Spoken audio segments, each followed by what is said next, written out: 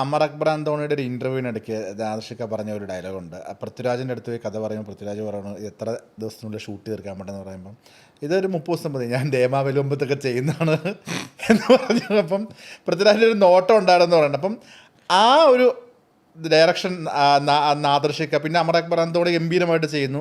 ആ ഒരു തോട്ട് പ്രോസസ്സിൽ നിന്നും നാദർഷിക്കയുടെ ഡയറക്ടർ ഇപ്പോൾ മാജിക് മഷ്റൂം വരെ എഴുതി നിൽക്കുമ്പോൾ ആ ഡയറക്ടർ ഒരു വളർച്ച എങ്ങനെ നോക്കിക്കാണുന്നു?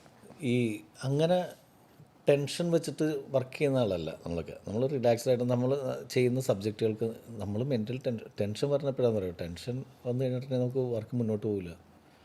ടെൻഷൻ അടിച്ചിട്ട് കാര്യമില്ല. ടെൻഷൻ അടിച്ച് നമ്മുടെ ആരോഗ്യം കളയുന്നത് മാത്രമേ ഉള്ളൂ. അപ്പോൾ ഷൂട്ടിംഗ് സമയത്ത് ചില സമയത്ത് ഭയങ്കര ഭീകരമായിട്ടുള്ള മഴ വരും, ഇതൊക്കെ. അപ്പം നമുക്കറിയാം നമ്മൾ ആ സമയത്ത് ടെൻഷൻ അടിച്ച് കഴിഞ്ഞാൽ നമ്മുടെ ആരോഗ്യം നശിപ്പിക്കുക എന്നല്ലാണ്ട് കാം ആൻഡ് ക്വയറ്റായിട്ട് നിന്നിട്ട് അതിനെ ഹാൻഡിൽ ചെയ്യുക എന്ന് പറയുന്നൊരു സാധനമുണ്ട്. അതിപ്പോൾ അമർ അക്ബർ ആന്റോണി ചെയ്ത സമയത്ത് ചോദിച്ചിട്ടുണ്ട്, രാജു എല്ലാ അവരുടെ ഒരു എക്സ്പീരിയൻസ് നമ്മളെക്കാൾ വർക്കിൻ്റെ കാര്യത്തിൽ സീനിയർ അല്ലേ അവർ, സുജിത്താണെങ്കിലും ക്യാമറയാണെങ്കിലും.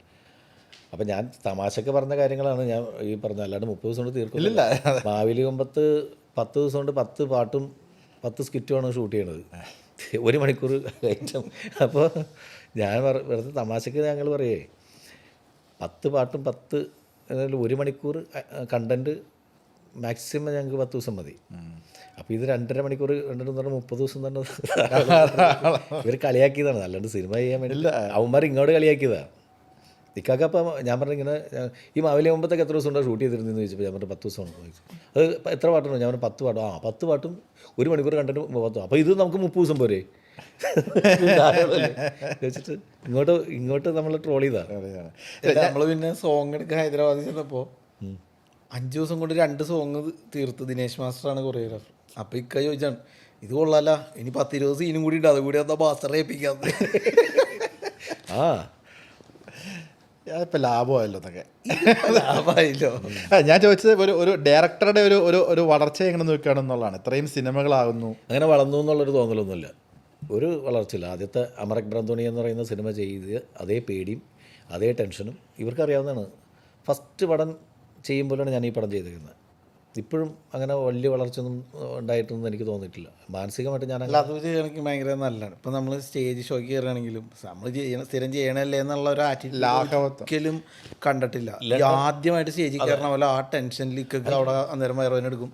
എനിക്കും അങ്ങനെ കേട്ടോ, അത് സത്യമാണ്. അതായത് ഫസ്റ്റ് പാട്ട് പാടാൻ കയറുന്നതിന് മുമ്പ് ഇപ്പോഴും ഉണ്ട് കൈക്കൊരു വിറവലും എത്ര സ്റ്റേജ് 10,000 സ്റ്റേജ് കവർ ചെയ്താണ് നമ്മൾ.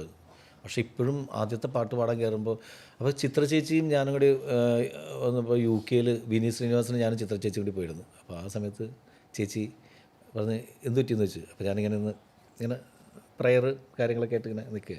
ചേച്ചി വെച്ച് എന്ത് ടെൻഷൻ ഉണ്ടായി? ഞാൻ പറഞ്ഞു ഇപ്പോഴും ഉണ്ട് ചേച്ചി, കൈകാലം പറവില്ല ഫസ്റ്റ് പാട്ട് പാടാൻ കയറുമ്പോൾ.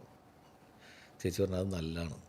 ഞാൻ പറയേ, ചേച്ചി പറഞ്ഞ് നല്ലതാണ് നാദർഷ, ആ ഒരു പേടിയാണ് നമ്മൾ നിലനിർത്തുന്നത്. അതെന്ന് നഷ്ടപ്പെടുന്നു അന്ന് നമ്മൾ കലാകാരൻ നമ്മുടെ ശരീരത്തിൽ നിന്ന് പോകുന്നു. കറക്റ്റ് അത്. ആ പേടിയുണ്ട് ഇപ്പോഴും സിനിമ ഈ എല്ലാ ജോലി ചെയ്യുമ്പോഴും പേടിയുണ്ട്. ഏത് ജോലിയിലും ഞാൻ പെർഫെക്റ്റ് ആണെന്നുള്ള തോന്നൽ എനിക്കില്ല. മ്യൂസിക് ചെയ്യുമ്പോഴും പാടുമ്പോഴും ഇത് ചെയ്യുമ്പോഴും ഇപ്പോഴും പഠിച്ചുകൊണ്ടിരിക്കുക എന്നുള്ള തോന്നലാണ്. ഉണ്ട്. നമ്മൾ ഒന്നും എത്തിയിട്ടില്ലല്ലോ. നമ്മളിപ്പോൾ ടെക്നിക്കലായിട്ട് ഇപ്പോൾ നമ്മൾ സംസാരിച്ചുകൊണ്ടിരിക്കുമ്പോൾ ഈ മൈക്ക് കണ്ട സമയത്ത് ഞാനിങ്ങനെ ആലോചിച്ചു ഇതെന്തൊക്കെയാണ് കൊണ്ടുവന്ന് വെച്ചേക്കുന്ന സാധനങ്ങൾ. ഇത് നമ്മളെല്ലാ ഒന്നുമില്ല. മറ്റത് ഇവിടെ വെച്ചാൽ ഇൻ്റർവ്യൂ, ഇതിങ്ങനെ വെച്ചാൽ പോഡ്കാസ്റ്റ്, കമ്പേ കുത്തിയ പോഡ്കാസ്റ്റ്, ചങ്കത്ത് വെച്ച ഇൻ്റർവ്യൂ, അത്രേ ഉള്ളൂ സാറോ. ഇതും വർക്ക് ചെയ്യില്ലെന്ന് പറഞ്ഞില്ല, ഇതിൽ കൊണ്ടുവന്ന് മറ്റത് ഒട്ടിച്ച് വെച്ചേക്കാണ്. കളഞ്ഞ് സസ്പെൻസ് കളഞ്ഞ് 2 നട്ടിലും 1 മുഴ കയറിലുമാണ് നിൽക്കുന്നത്. ഇത് കട്ട് ചെയ്യണത് അല്ല ഇത് നമ്മളുടെ ഇതിന് ട്രെയിലർ ലോഞ്ചിന് മറ്റേ ഇവൻ ജയസൂര്യ കയറിയിട്ട് പറഞ്ഞു പവർ ബാങ്ക് കൊടുത്തല്ലേ. ജീവിതത്തിൽ ആദ്യമായിട്ടാണ് പവർ ബാങ്ക്. എവിടെയാണെങ്കിൽ ഈ ടെക്നിക്കലി ഇതൊരു ഷോയാണ്. ചിലവർ റിമോട്ട് ഇല്ല, അങ്ങനെ ഇത് ഡിവൈസ് ഇല്ല. അപ്പോൾ അത് കാരണം മിക്കവാറും എല്ലാവരും ചെയ്യുന്നത് TV റിമോട്ടാണ് കൊടുക്കുന്നത്. ഈ സ്ക്രീനിലേക്ക് LED വാളിലേക്ക് TV റിമോട്ട് വെച്ചിട്ട് എന്ത് കാണിക്കുന്നത്? ഈ ലാപ്പിൽ പ്രസ് ചെയ്യുന്നത് ലാപ്പ് ഓഫാക്കി വെച്ചിട്ടാണ് ഈ ചെയ്യുന്നത്. അതിലൊന്നും കാര്യമില്ല. അതൊരു ഷോ ഓഫ്, അതൊരു ചടങ്ങാണ്, അത്രേ ഉള്ളൂ. ഇപ്പോൾ റിമോട്ടിൻ്റെ കാര്യം പറഞ്ഞാണ് നമ്മൾ ഇപ്പം ഈ ഉസ്താദ് സിനിമയിൽ ബോംബ് പൊട്ടിക്കാൻ കാൽക്കുലേറ്റർ കൊടുക്കുന്നതൊക്കെ പിന്നീട് ഭയങ്കര വൈറലായ ഷോർട്സാണ്. ഈ വിഷ്ണു ഈ കഥ വിഷ്ണുവാണ് നാദർഷക്കയിലേക്ക് എത്തിക്കുന്നതെന്ന് പറഞ്ഞിട്ടുണ്ടായിരുന്നു. അപ്പം ഇങ്ങനൊരു സബ്ജക്റ്റ് വരുന്നു, ഒരുപാട് സബ്ജക്റ്റുകൾ വിഷ്ണു കേൾക്കുന്നുണ്ട്. അപ്പം അതൊന്നും നാദർഷക്കയിലേക്ക് റെഫർ ചെയ്യാതെ ഈ ഒരു സബ്ജക്റ്റ് നാദർഷക്ക ചെയ്താൽ ബെറ്റർ ആവുമെന്നുള്ള റെഫർ ചെയ്യാനുള്ള റീസൺ എന്താ? അങ്ങനെയല്ല, എനിക്ക് ഇതിൻ്റെ ഒരു ഇടുക്കി ഫ്ലേവറുള്ളൊരു കഥയായിരുന്നു ഇത്. അപ്പോൾ ഇത് ആകാശ് ദേവ് എന്ന് പറയുന്ന ഒരു റൈറ്റർ വന്ന് എൻ്റെ അടുത്ത് പറഞ്ഞതാണ്. അപ്പോൾ അവന് തന്നെ ചെയ്യാൻ വേണ്ടിയിട്ടാണ് പറഞ്ഞത്. അപ്പോൾ അതിന് പക്ഷേ ഇങ്ങനെ പ്രൊജക്റ്റ് ഓണാവാതെ ഇങ്ങനെ നീണ്ടു പോകുമായിരുന്നു. ആ സമയത്താണ് ഇക്ക വേറൊരു സബ്ജക്റ്റുമായിട്ട് ഞാനും ഇക്കയും തമ്മിൽ സംസാരിക്കുകയും ഇതൊക്കെ ചെയ്തത്. അതിൻ്റെയും ഇങ്ങനെ ഒരു കാര്യം ഇങ്ങനെ സെറ്റാവാതെ നിൽക്കുന്ന സമയത്താണ് ഞാൻ പറഞ്ഞത്, ഇക്ക ഞാൻ കേട്ട വേറൊരു സബ്ജക്റ്റ് എനിക്ക് ഭയങ്കര വർക്കാണ്. അപ്പോൾ ആകാശിനോട് ഞാൻ പറഞ്ഞാടാ നീ അതൊന്നും ഇക്കയോട് പറഞ്ഞു നോക്ക്, ഇക്കയ്ക്ക് ഇഷ്ടപ്പെട്ട് കഴിഞ്ഞാൽ ഇത് നടപടിയാവും എന്ന് പറഞ്ഞാൽ അങ്ങനെ ഇക്കടുത്ത് കേൾപ്പിച്ചാണ്. പക്ഷേ കേട്ടപ്പോൾ തന്നെ ഇക്കും അത് വർക്കായി. അതിനകത്ത് എന്തെങ്കിലും സ്പാർക്ക് ഉണ്ടാവും എന്നുള്ളത് നമുക്കറിയാം. എന്തെങ്കിലും അതായത് ശരിക്ക് ഈ സിനിമ നമുക്ക് ചെയ്യണമെന്നും പറഞ്ഞിട്ട് അല്ലല്ലോ, നമ്മൾ കേട്ടുകൊണ്ടിരിക്കുമ്പോൾ കേട്ടു നോക്കാം ഓക്കെ ആണെങ്കിൽ. അപ്പോൾ അങ്ങനെ കേൾക്കുന്ന സമയത്ത് നമ്മൾ എവിടെയെങ്കിലും ഒന്ന് ഹുക്ക് ചെയ്യണ്ടെങ്കിൽ നമുക്കത് കിട്ടും. അതിനകത്ത് എന്തെങ്കിലും ചെറിയ പുതുമ ഫീൽ ചെയ്താൽ പോലും അത് ഇപ്പോഴത്തെ കാലത്ത് നല്ല രീതിയിൽ വർക്ക് ചെയ്ത് കഴിഞ്ഞിട്ടുണ്ടെങ്കിൽ വലിയ ഫ്രഷ്നെസ് കിട്ടും. പറഞ്ഞു പോകുന്ന റൂട്ടിൽ എന്തെങ്കിലുമൊക്കെ ഫ്രഷ്നെസ് ഉണ്ടെന്ന് തോന്നിയാലാണ് നമുക്കത് വർക്ക് ചെയ്യണത്. അപ്പോൾ അത് ഇതിനകത്തുണ്ട്. അങ്ങനെയാണ്. അതിൻ്റെ സ്ക്രിപ്റ്റൊക്കെ വായിക്കുകയാണ് ചെയ്തത്. വായിച്ചു കഴിഞ്ഞിട്ട് ഇക്ക രാത്രി തന്നെ എന്നെ തിരിച്ചു വിളിച്ചു. അന്ന് തന്നെ എഴുതി നല്ല രസമുണ്ടല്ലോ അത് പറഞ്ഞു. അപ്പോൾ എനിക്ക് ചിലത് പറയുമ്പോൾ കഴിയുന്നു. ഇപ്പോൾ അവനന്ന് എൻ്റെ അടുത്ത് ആകാശദേവ് എന്ന് പറയുമ്പോൾ അവനാകെ വേറെ മെൻ്റൽ ടെൻഷനും കാര്യങ്ങൾ. അപ്പം ഞാനത് ആയിട്ടുണ്ട്. ശരിക്കും പറഞ്ഞിട്ടുണ്ടെങ്കിൽ എനിക്ക് കഥ പറയാൻ അറിയാൻ പാടില്ലാത്ത ഒരാളുടെ അടുത്ത് ഞാൻ കഥ പറഞ്ഞു കഴിഞ്ഞിട്ടുണ്ടെങ്കിൽ അത് അയാളിലേക്ക് എത്തിക്കാൻ. പക്ഷേ പേനും പേപ്പർ എടുത്തിട്ട് ഒരു 4 വരി എഴുതി കഴിഞ്ഞിട്ടുണ്ടെങ്കിൽ അത് വായിച്ചു കഴിഞ്ഞിട്ടുണ്ടെങ്കിൽ ചിലപ്പോൾ അയാൾക്ക് ചിരി കിട്ടും. അങ്ങനെ കുറേ ആൾക്കാർക്കുണ്ട്. ആകാശ് ഇപ്പോൾ വന്ന് പറയുന്ന റിലാക്സ്ഡ് മൂഡാണെങ്കിൽ ഓക്കെയാണ്. ഇപ്പം ഞാനിപ്പോൾ മമ്മൂക്കയുടെ അടുത്ത് ചില കഥകൾ ഞാൻ വായിച്ചിട്ട് എനിക്ക് ഭയങ്കരമായിട്ട് ചിരി വന്നിട്ട് ഞാൻ ആ റൈറ്ററെ വിളിച്ചിട്ട് ഞാൻ മമ്മൂക്കയുടെ അടുത്ത് അപ്പം അങ്ങനെ നമുക്ക് കേൾക്കാം എന്ന് പറഞ്ഞിട്ടിരിക്കുന്ന സമയത്ത് മമ്മൂക്കയുടെ അടുത്ത് പറഞ്ഞിട്ട് ഇവൻ കൈയും കാലും പറിച്ചിട്ട് കൈയും കാലും പറിച്ചിട്ട് ഇങ്ങനെ മമ്മൂക്ക ചോദിച്ച് വെള്ളം വേണോ? എത്ര പേരെ കണ്ടിട്ടുള്ള, എത്ര ആൾക്കാരെ കണ്ടിട്ടുള്ള. നമുക്ക് ഇങ്ങനെ ഫേസിലേക്ക് പോലും നോക്കിയിട്ടില്ല. വെറുതെ എനിക്ക് വേണം ഫോണിൽ ഇങ്ങനെ കളിച്ചുകൊണ്ടിരിക്കുന്ന സമയത്ത് ഓപ്പോസിറ്റ് ഇരിക്കുന്ന കഥ പറയാൻ വന്നോട് വെള്ളം വേണോ? വേണം. അങ്ങനെയുള്ള അവസ്ഥയിൽ അങ്ങനെ ചിലപ്പോൾ പതറിപ്പോവേ. പക്ഷെ ആ സാധനം തന്നെ നമ്മൾ വായിച്ചു കഴിഞ്ഞിട്ടുണ്ടെങ്കിൽ നമുക്ക് കിട്ടും ഹ്യൂമർ. അങ്ങനെ ഒരുപാട് പേർക്ക് അബദ്ധം പറ്റിയിട്ടുണ്ട്. പറയാൻ പറ്റാതെ. ഞാനൊക്കെ സ്ക്രിപ്റ്റ് റൈറ്റർ ആയിരുന്നെങ്കിൽ ഞാൻ പോയി ആരെങ്കിലും കഥ പറഞ്ഞു കഴിഞ്ഞാൽ ഒരിക്കലും എടുക്കില്ലായിരുന്നു. കഥ പറയാൻ അറിയാമല്ലോ. ഈ എൻ്റെ മമ്മൂക്ക പ്രൊജക്റ്റ് പ്രതീക്ഷിക്കാമെന്ന് വെച്ചിട്ടുണ്ടെങ്കിൽ എനിക്ക് ഇപ്പോൾ ലാലേട്ടനെയും മമ്മൂക്കനെയും ഒക്കെ വെച്ചിട്ട് സിനിമ ചെയ്യണമെന്ന് കൊതിക്കാത്ത ആരുള്ളത്. എല്ലാ ഡയറക്ടേഴ്സ് എന്ന് പറയുന്നത് മലയാള സിനിമയിൽ ഈ ലെജൻസിനെ ഇപ്പോൾ സുരേഷ് ഏട്ടൻ, മമ്മൂക്ക, ലാലേട്ടനൊക്കെ വെച്ചിട്ടൊരു പടം ചെയ്തു എന്ന് പറയുമ്പോൾ നമുക്ക് കിട്ടുന്ന അപ്പോഴാണ് നമ്മൾ അംഗീകരിക്കപ്പെട്ട സംവിധായകനാവുള്ളൂ എന്ന് ഞാൻ വിശ്വസിക്കുന്നത്.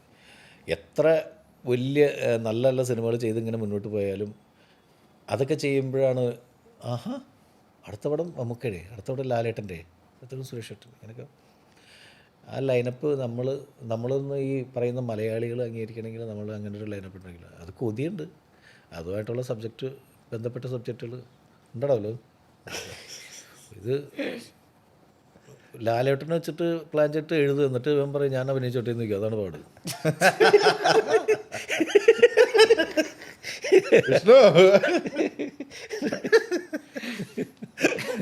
ബിബിനോട്ടോ ലാലേട്ടനെ വെച്ചാൽ മമ്മൂക്കയും ലാലേട്ടനും മമ്മൂക്കയും ലാലേട്ടനും പഠിച്ചിട്ട് നല്ല സബ്ജക്റ്റ് ഉണ്ട് എന്ന് പറഞ്ഞിട്ട് നമ്മൾ അന്നാ എഴുതറാ എന്ന് പറഞ്ഞിട്ട് എഴുതിച്ചു കഴിഞ്ഞാൽ അങ്ങനെ പിന്നെ മറ്റത് മമ്മൂക്കൊക്കെ വെച്ചേക്കുന്നത് ബിബിനും ലാലേട്ടനും വെച്ചേക്കുന്നത് ഞാനും ചെയ്താലോ. ചുമ്മാ കേട്ടോ ഇവരെ ആഗ്രഹം അവരൊക്കെ വെച്ചിട്ട് ഒരു പ്രോജക്റ്റ് ചെയ്യാന്ന് പറയുന്നത് തന്നെ നമുക്ക് എന്തും പറയാവുന്ന സുഹൃത്തുക്കളെ എൻ്റെ പേരിൽ പറയുന്നതാണ് ഇതൊക്കെ. നാളെ നാദർഷ വിഷുവിനെ കുറിച്ച് അങ്ങനെ പറയണ്ടായിരുന്നു എന്നൊക്കെ പറഞ്ഞിട്ട് ക്യാപ്ഷൻ ഇട്ടിട്ട് നീയൊക്കെ തന്നെ ചെയ്തു. ഞാൻ ചെയ്യുന്നതല്ല, ഇത് കട്ട് കളഞ്ഞേക്ക്. അല്ല, അവരെ വെച്ചിട്ട് ഒരു പടം ചെയ്യണമെങ്കിൽ അങ്ങനത്തെ ഒരു പരിപാടി വേണമല്ലോ. ഗ്രാൻഡിയർ സാധനമൊക്കെയാണ്. എന്തെങ്കിലും ആലോചനകളുണ്ടോ വിദൂര ഭാവിയിൽ, സമീപ ഭാവിയിൽ? അത് എന്തെങ്കിലും പറയാറായാലും അപ്പോൾ പറയും. മതി. നമ്മൾ ഈ മാജിക് മഷ്റൂം കണ്ടിറങ്ങുന്ന ഒരു പ്രേക്ഷകൻ എന്ത് ഫീലിങ്ങിലായിരിക്കും തിയേറ്ററിൽ വിടുന്നത്? കൊടുത്ത കാശ് മുതലായി. അതാണ് ഫാമിലി എൻ്റർടൈനർ പരിപാടിയാണ്. അപ്പോൾ കണ്ടാൽ സന്തോഷത്തോടു കൂടി ഇറങ്ങാൻ പറ്റും. ഒരു മാജിക് മഷ്റൂം അടിച്ച ഫീൽ കിട്ടും. അടിച്ചു കയറിയിട്ട്. അപ്പം അടിച്ചിട്ടില്ലെന്ന് പറഞ്ഞിട്ട് അല്ല, അങ്ങനെ പറഞ്ഞു കേട്ടിട്ട് ചുമ്മാ പറഞ്ഞു കേട്ട ഒരു ഫീല്, ആ ഒരു ഫീൽഡിലായിരിക്കും ഇറങ്ങാൻ പറ്റുന്നത്. ഇതിൽ നമ്മൾ കൂടെ കൊണ്ടുവന്ന ഫാൻറ്റസി ആയിരിക്കുമോ അതെയോ കോമഡി ആയിരിക്കും? എന്താണ് നമ്മളെ ഒരു വാ ഫാക്ടർ എന്തായിരിക്കും നമ്മൾ കാണുമ്പോൾ കിട്ടാൻ സാധ്യതയുള്ളത്? ഒരു ഫ്രഷ്നെസ് ഉണ്ടാവും. അത് സിനിമ തരുന്നൊരു ഫീല് കിട്ടും എന്നാണ് എനിക്ക് ഫീൽ ചെയ്തത് കേട്ടോ. ആ സിനിമ നമുക്കൊരു ഫീല് തരും. അപ്പോൾ അതിലെ ഫാൻറ്റസിയോ അല്ലെങ്കിൽ ഹ്യൂമറോ എന്നുള്ളതിലൊക്കെ ഉപരി ടോട്ടൽ ഇതിനൊരു സിനിമാറ്റിക് എക്സ്പീരിയൻസ് എന്ന് പറയുന്ന സാധനമുണ്ട്. ആ സിനിമ നമുക്കൊരു ഫീലിംഗ് തരും എന്നാണ് എൻ്റെ ഒരു. നമ്മൾ ഇവിടെ നിന്നിരുന്ന് തള്ളണതല്ലല്ലോ കാര്യം. പടം കഴിഞ്ഞിറങ്ങുന്ന ആൾക്കാർക്ക് അവർ തൃപ്തരാണെങ്കിൽ അവർ ഓക്കെ പറഞ്ഞു. എനിക്ക് അങ്ങനെ തൃപ്തിയാകാൻ സാധ്യത ഉണ്ടെന്ന് ആസ് എൻ ഓഡിയൻസിൻ്റെ ഭാഗത്ത് നിന്നിട്ട് ഞാൻ ചിന്തിക്കുകയാണെങ്കിൽ പിന്നെ മഹത്തരമായിട്ടുള്ളൊരു അങ്ങനെ ഒരു സംഭവം